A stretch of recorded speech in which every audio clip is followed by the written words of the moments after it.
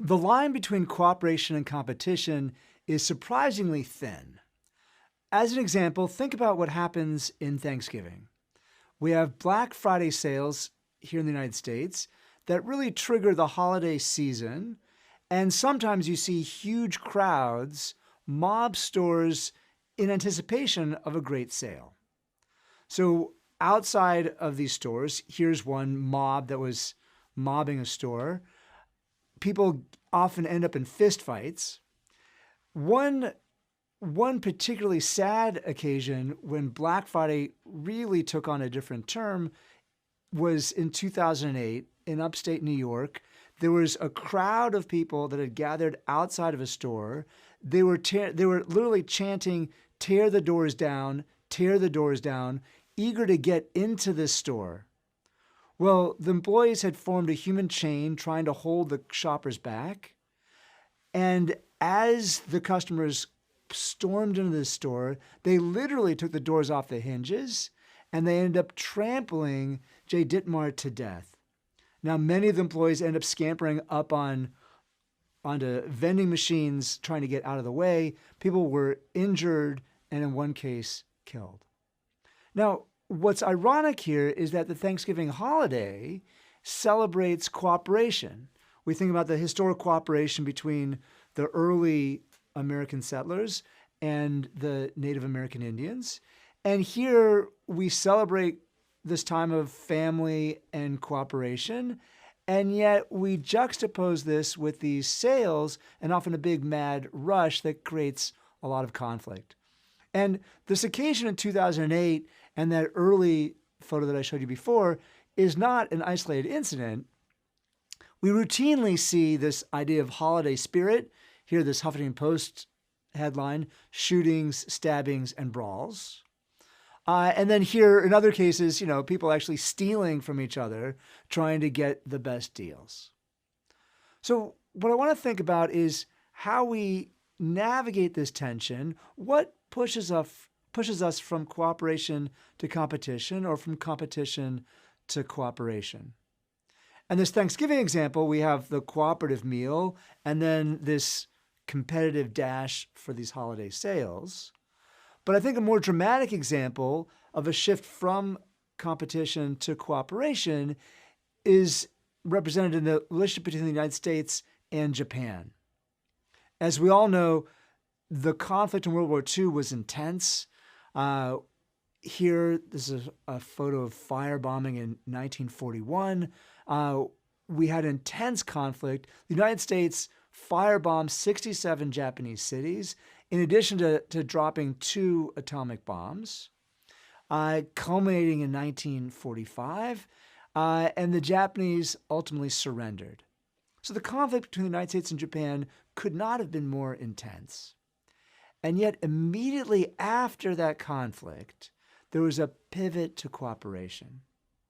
And General MacArthur, when they took over in Japan, shifted immediately to cooperation, made it illegal for any American to strike a Japanese person, even made it illegal for Americans to eat Japanese food because there's such a food shortage on Japan.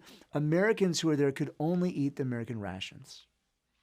Now, we moved forward. We ended up cooperating, rebuilding factories. And here you see this cooperation through the 1950s, culminating in this Declaration of Cooperation signed in 1960. And today, you'd be hard-pressed to find citizens that are more pro-U.S. than those in Japan. So we see this remarkable shift from competition to cooperation. Now, this happens not just on the global stage, not just in terms of shopping malls, but it happens in our most intimate relationships. We think about parenting. Parenting, you can't be more intimately cooperative with someone other than your partner, and think about the cooperation that goes into raising a child. And yet, even with raising a child, there's competition. There's competition with your spouse of who's going to sleep, who's going to change or feed the baby. And we have competition even within our most intensely cooperative relationships. So the idea is that we shift between cooperation and competition. And we often balance cooperation and competition even in our most intense relationships. Now, think about siblings. So with siblings, we often think about sibling love, but at the same time, we think about sibling rivalry. Now, here's one example of sibling love. We think about it with humans, but it turns out the ground squirrel teaches us something really important about siblings. Ground squirrels are actually incredibly altruistic.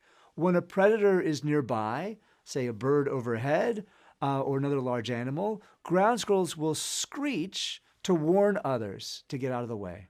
Now, by screeching, they're drawing attention to themselves. It puts them at risk.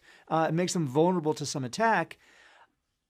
As scholars have looked at the volume with which ground squirrels screech, and it turns out they screech loudest when a predator is near their sibling. So we see sibling love even among ground squirrels. And so we have this incredible relationship with our siblings, and yet sibling rivalry can be incredibly intense. These are our closest friends and also sometimes our closest rivals as we compete for things like parental attention and investment. For twins, it starts particularly early. Even in the womb, twins start competing for resources. Now, more generally, we think about collaborating at work. We need to collaborate with our colleagues at work to accomplish joint goals. But then we're also competing for things like recognition, promotion, and raises. So both at home and at work, we're both cooperating and competing, and we need to figure out how to manage this tension and navigate this balance. So the idea is that we're competing and cooperating all the time, and often within the same relationships at the same time.